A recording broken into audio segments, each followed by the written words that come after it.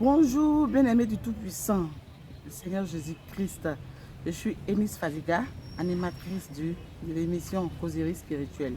Je suis toujours avec ma fidèle, elle m'accompagne toujours, la conseillère spirituelle de l'Éternel, Madame Bonjour les Dagro. bien-aimés du Seigneur, que le Seigneur vous bénisse. Soyez bénis et qu'il bénisse votre journée, votre semaine. Amen. Et aujourd'hui, le sujet va porter sur la séparation. Et si vous voulez bien, les relations humaines entre parents, amis, connaissances. Ça va regrouper beaucoup de choses parce que le Seigneur, à son inspiration, veut forcément qu'on vous parle de ça. Parce que vous savez combien de jours on traîne ce sujet. Mais aujourd'hui, on a voulu le faire dans sa grâce infinie. Alors, je vais vous lire le verset et puis voilà, la conseillère va essayer d'expliquer. C'est Matthieu 10, verset. Attendez que je voie. Matthieu 10, verset 34. À partir du verset 34 que je lis. Ne croyez pas que je sois venu apporter la paix sur la terre. Je ne suis pas venu apporter la paix, mais l'épée. Car je suis venu mettre la division entre l'homme et son père, entre la fille et sa mère, entre la belle-fille et sa belle-mère. Et l'homme aura pour ennemi les gens de sa maison. Celui qui aime son père ou sa mère plus que moi n'est pas digne de moi. Et celui qui aime son fils ou sa fille plus que moi n'est pas digne de moi. Celui qui ne prend pas sa croix et ne me suit pas n'est pas digne de moi.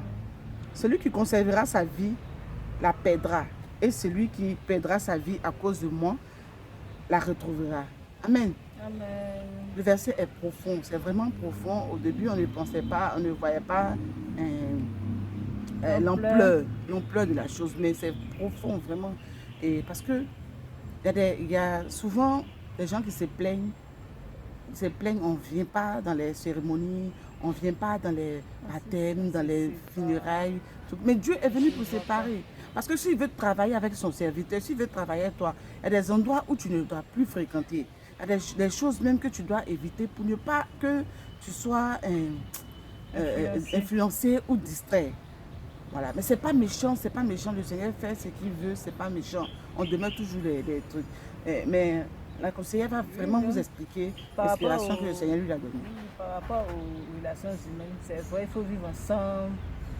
Le Seigneur a créé le mariage, l'ami, l'homme et la femme ensemble pour former une famille. Mais au-delà de ça, il y a le travail du Seigneur. Le travail du Seigneur, même, il a fait ça à Abraham dans la Genèse. Il a dit à Abraham de se séparer de la maison de son père. Il sait très bien que lui-même il a dit que ton père et ta mère sont tes dieux. Si tu ne les honores pas, tu n'as pas longue vie. Mais c'est lui aussi qui a dit, sépare-toi de ton père, de la maison de ton père pour pouvoir venir me servir. Donc là, ça ne veut pas dire qu'il ne s'aime pas. Abraham aime bien son père, sa famille.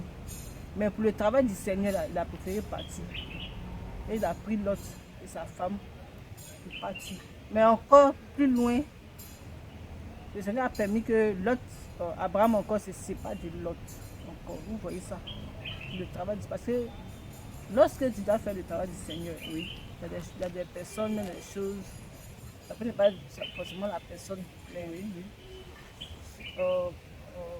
Tu vas sortir, il y a des choses que tu ne dois plus faire. Tu ne dois plus faire, mais souvent, très souvent, c'est l'homme qui fait.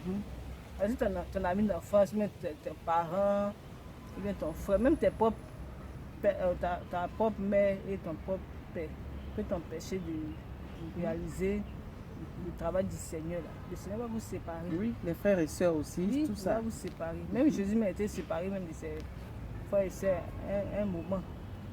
Il peut séparer. Donc le Seigneur a séparé Lot à Abraham. Mais ça n'a pas empêché Lot de prier pour intercéder pour son neveu. Quel Lot? Il y avait toujours l'amour. Donc, il y a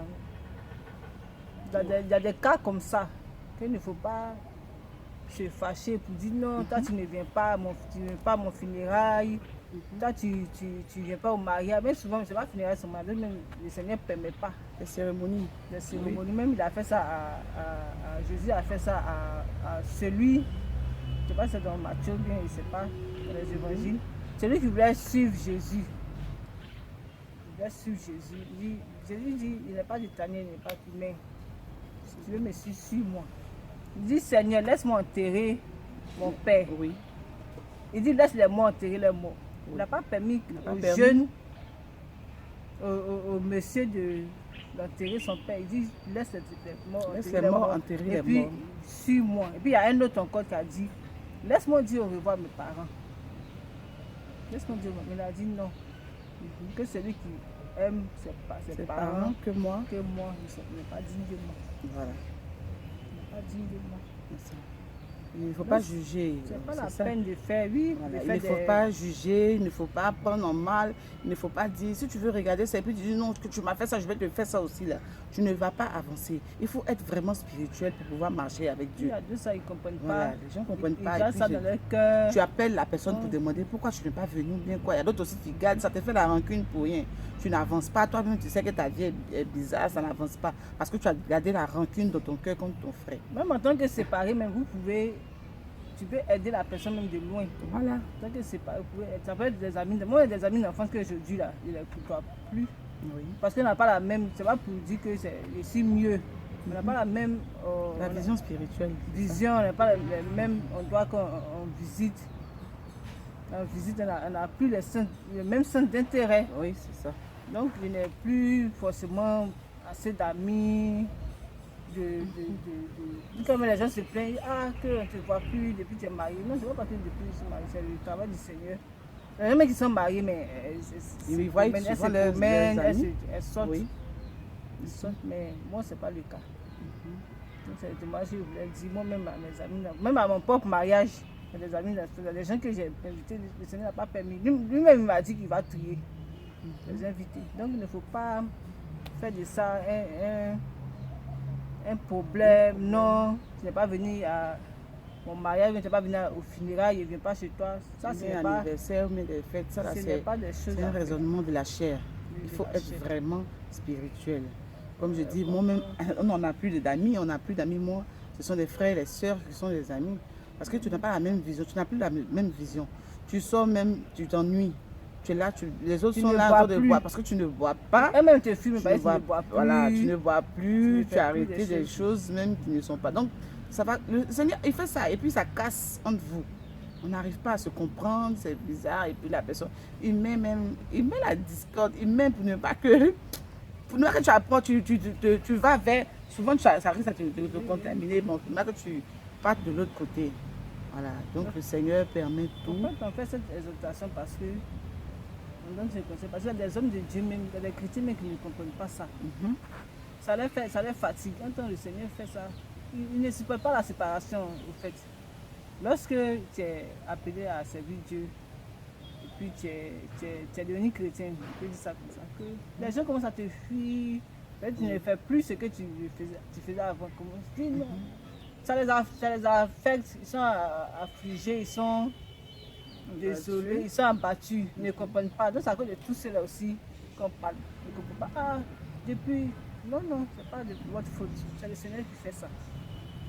C'est vrai. Les serviteurs de Dieu même qui ne comprennent pas, les enfants de Dieu qui ne comprennent pas. Il y a des enfants aussi, il y a des parents aussi qui ne comprennent pas. Même les amis même qui fréquentent les coins, les espaces un peu pas bien. Donc, il dit que tu les fuis aussi.